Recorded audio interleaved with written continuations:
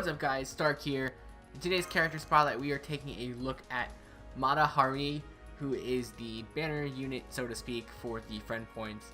I know that's really nothing to brag about, but she's on there, so we are taking a look at her. Her artwork is basically exactly the same until the final Ascension, and then she strikes a nice pose, and yeah, it's typical Fate Grand Order artwork for us. So she is an assassin, so she will be effective against riders and weak to casters, and she is a 1-star servant, so she will go up to level 60, and she will have 5,377 attack, and she will have 6,565 HP at level 60. So her maximum stats here at, well, if you go ahead and grail her, would be 10,355 attack and 12,120 HP. I really don't recommend grailing her at all. It's just, I don't know, she's not that good, and her stats aren't really that amazing. So yeah, I just wouldn't really recommend it. So moving on here to her servant skills, her first skill is called Espionage A++, and this increases critical star drop rate for 3 turns. This is a self buff that starts at 10% at level 1 and goes all the way up to 30% at level 10. And that's not a huge gain, but you know, it's pretty solid. You know, get those increased critical star drop rates is always nice, especially on crit teams. So yeah, it's not a bad skill.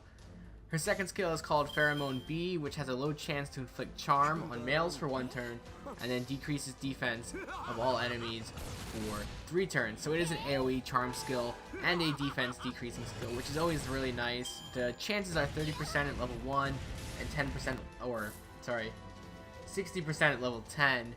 So it's not too bad. Chances are, if you're going against a team of all males, you'll end up hitting one of them with the charm. And then 10% defense decrease at level 1, and then 20% level 10. Not a huge thing, but it is an AoE skill, so that is always nice.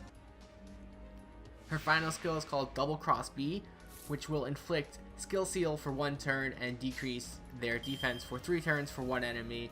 But this is a strengthening quest, so you do have to wait for that in order to unlock her final skill.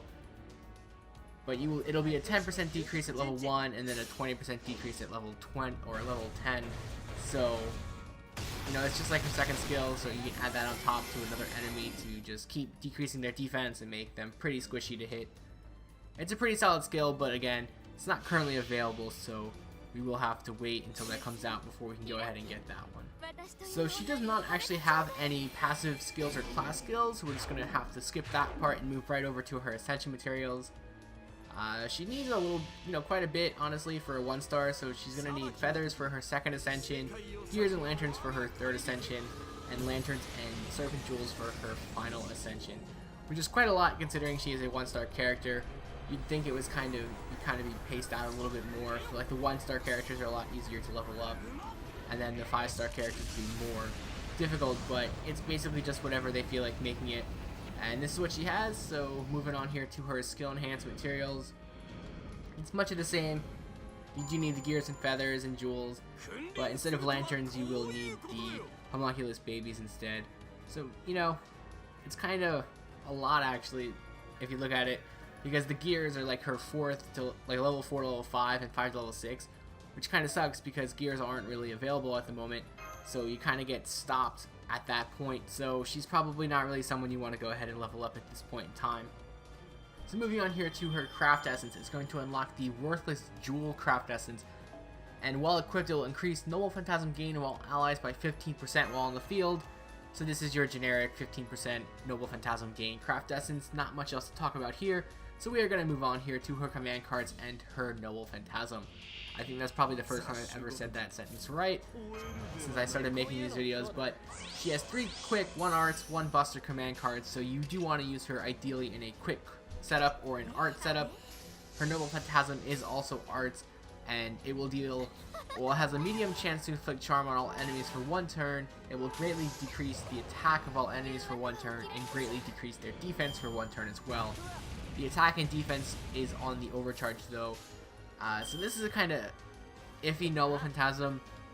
It's basically a debuff for noble phantasm, but like charm, I mean when charm works, it works nice, and it's not limited to either male or female. It will affect all enemies. But it is just a chance, 40% level 1, and then 60% level 5. And then the attack and defense decreases are 20% at level 1 and then 40% at level 5. So it's not a huge chance or not a huge effect. For a Noble Phantasm, it doesn't seem like it's really worth it. And you do have to overcharge for the attack and defense as well. So now for some of the craft essences that you can use on this character. Kaleidoscope would be, you know, a good choice just so you can get that Noble Phantasm ready as quickly as possible. But then you could use the quick cards such as Grander for the 15% increase or Imaginary Around for the 25% increase. Honestly, there's not a lot of that many good craft essences for her at the moment. But there will probably be more once we get new craft essences that come out that she could make better use of. Maybe like a charm craft essence or something like that. But for now, this is what we have, so this is what we're going to have to use. So that's pretty much going to wrap up the video here. I will leave you guys with her Noble Phantasm, and I will see you guys tomorrow.